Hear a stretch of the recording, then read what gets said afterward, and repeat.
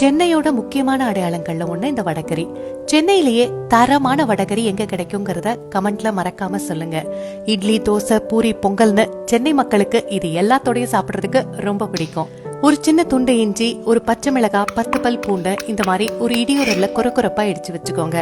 இப்போ ஒரு பிரஷர் குக்கர்ல 4 டேபிள் ஸ்பூன் எண்ணெய் சேர்த்து இதுல ஒரு பிரியாணி இலை, 2 கிராம்பு, ஒரு சின்ன துண்டு பட்டை, 1 டீஸ்பூன் சோம்பு தாளிச்சு நாம இடிச்சு வச்சிருந்த அந்த விடுத நல்ல பொன்னிறமா 2 நிமிஷத்துக்கு வதக்கிக்கோங்க.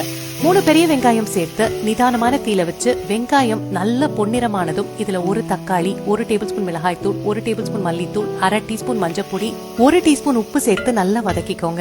இப்ப வடை செய்யறதுக்கு 1 கப் கடலைப்பருப்பை 2-3 வாட்டி கழுவிட்டு போதுமான தண்ணி சேர்த்து ஒரு வரமிளகாய் சேர்த்து 3 மணி நேரம் ஊற வச்சுக்கோங்க.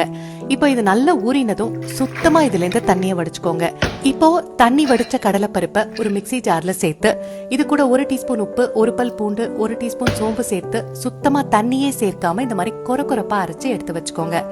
இப்போ இத ஒரு இட்லி தட்டுல எண்ணெய் தடவி இந்த மாதிரி உருண்டைகளா உருட்டி வடை மாதிரி தட்டிக்கோங்க.